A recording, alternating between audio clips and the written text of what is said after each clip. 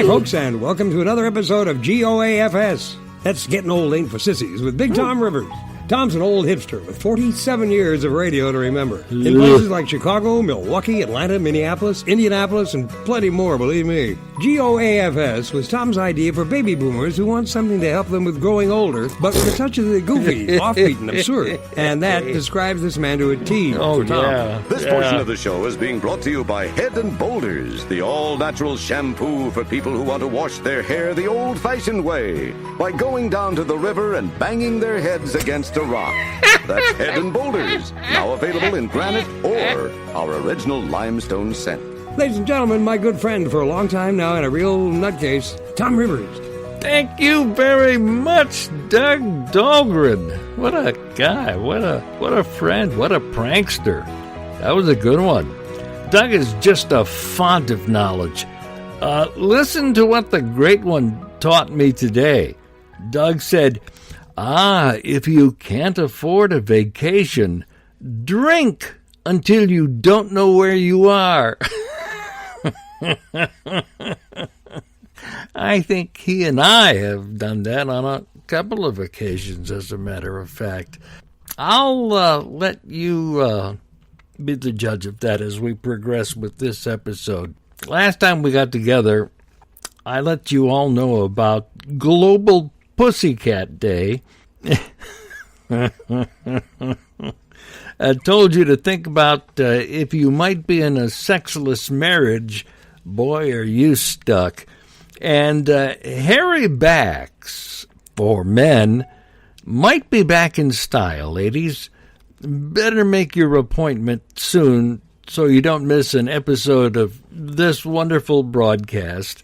Getting Old Ain't for Sissies. G.O.A.F.S. All right, I want to talk to you about my good friend in Salt Lake City, Leo Colson. All right, we're going to get serious here. He runs a business there in Salt Lake City, Intermountain Guitar and Banjo. Leo's been a musician all his life. He and I were emailing back and forth yesterday and talking about different stuff.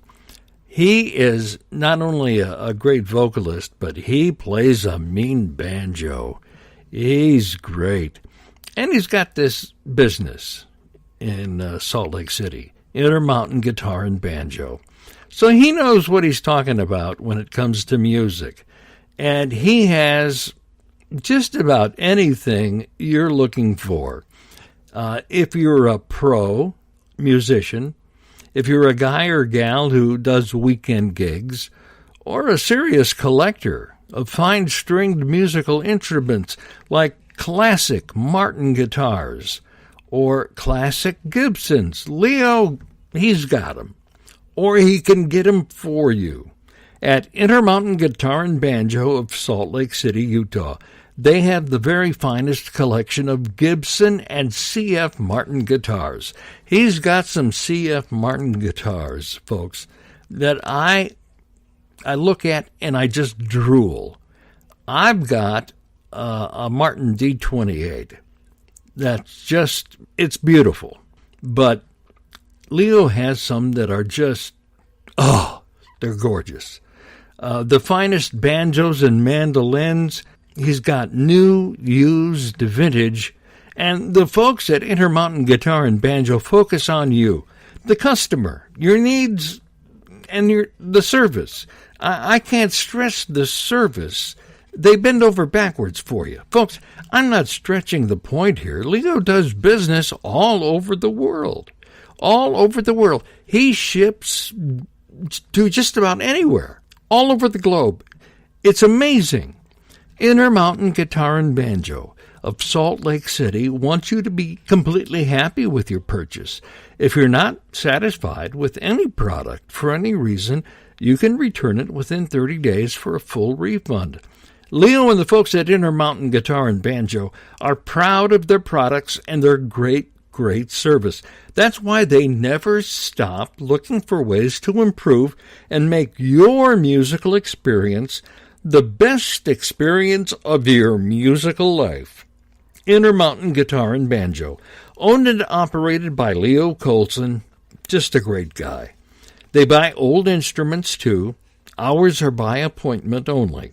Intermountain Guitar and Banjo, 712 East, 100 South, Salt Lake City, Utah. Here's the website, guitarandbanjo.com. How tough is that, huh? guitarandbanjo.com. Go to the website, all right, after this podcast, and if you're serious about some instruments, stringed musical instruments, you'll just drool. No hassles, just great musical instruments. Where? Intermountain Guitar and Banjo, Salt Lake City, Utah. Leo is a great guy. Emailed me last night, said, Tom, I found some more CDs of my band, my old band. I'm sending you some more CDs. I said, send them.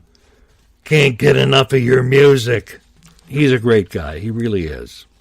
He'll take good care of you. Let's see what's going on in the world. President Trump has already raised $100 million towards his re-election campaign, and he could double it because he's betting it all on Stormy Daniels to win the Kentucky Derby. Old horseface. Trump has raised... I'm going today, boy. Trump has raised $100 million towards re-election, but once you convert it from Russian to American, it's only like $60 million. That's the Democratic version of the joke. The Republican version, President Trump has already raised $100 million towards his re-election campaign. Even Elizabeth Warren thinks, hey, that's a lot of wampum. All right. I don't care who I offend. In our last episode, we talked about how many words. How big is your vocabulary? Well, the latest research indicates that most adults have a vocabulary range of about 20,000 to 35,000 words. We learn about one new word a day until we reach middle age, and middle age is where the vocabulary growth stops. Hey, how many guys out there have back hair? Okay. How many ladies have... No, I'm just kidding. You're right. Guys, if you take your clothes off and the woman you're with takes a step back, maybe it's your back hair. When it comes to body hair, ladies of all ages everywhere hate a hairy back. It's fine to have chest hair as long as it's not hair that morphs into your shoulders and neck and then into your back. About 99.9% of the women surveyed say back hair is a huge turnoff. What can hairy back men do about it? Well, Big Tom says, break out the wax and get ready to yell. That's an article from AskMen.com.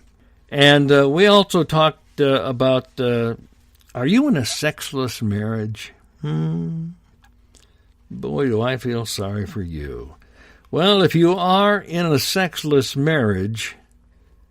Let me define that for you. A sexless marriage is defined as one in which couples have sex 10 times a year or less. A year. About 15% of couples fall into the sexless marriage category. That's from, listen to this, a magazine called Sex-Starved Marriage. And Michelle Weiner Davis, or is that Weiner? Michelle Weiner Davis is in charge of that. And she says, sorry guys, but more sex doesn't mean a happier marriage. In a study of over 30,000 Americans, she examined the relationship between how often couples reported having sex and whether that related to how happy they were. The researchers concluded that couples who were having sex once a week were the happiest, while couples who reported having sex 2 or 3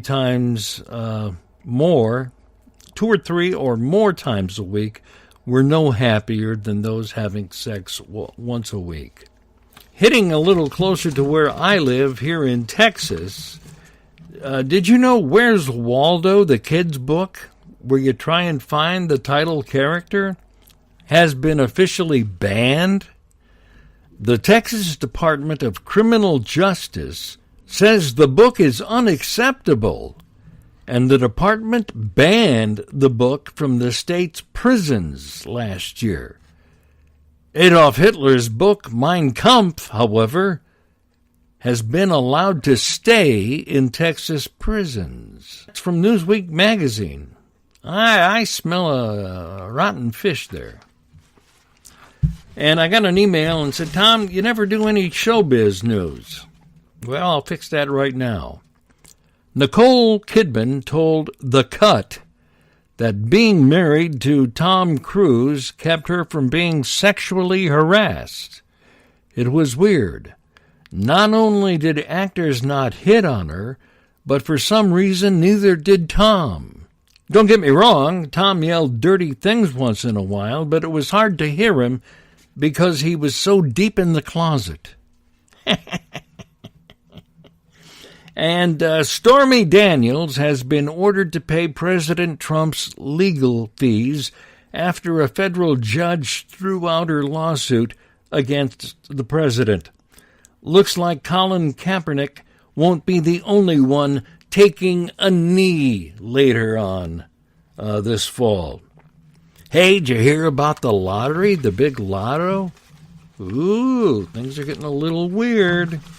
If you buy a ticket, your chances of winning the record-setting Mega Millions lottery are almost the same as if you didn't buy a ticket at all. The odds of winning a jackpot remain horrible at 1 in 302 million for the Mega Millions and 1 in 292.2 million for the Powerball. The combined Mega Millions and Powerball jackpots are worth over $1 billion. Oof. Wouldn't it be great if you won both? What would you do with all that money? I know what I'd do. Disappear. That's what I'd do. But let's get real. Chances are it's not going to be you. The odds of winning the combined jackpot stands at 1 in 88 quadrillion.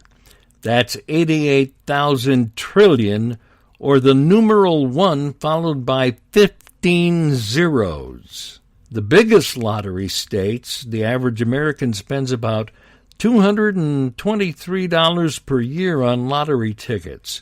Massachusetts residents have the biggest taste for playing the odds, spending almost $760 per year on lottery tickets.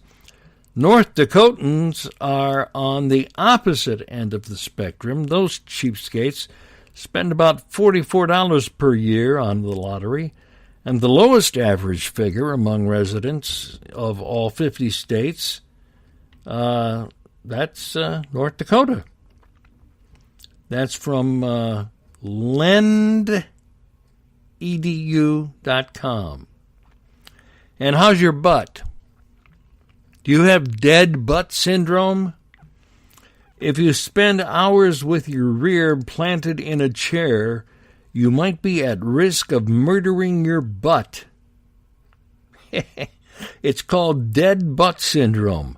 Basically, what you're doing there, Sparky, is your butt is still there, but your rear end's muscles need to be brought back to life by exercising. If your butt muscles stop functioning the way they are supposed to, it makes it harder to move around. No. It's from Men's Health magazine. I was going to say something else there, but I caught myself just in time. I censored myself, which is something new for me. And we'll bring this little fun 15-minute exercise to an end with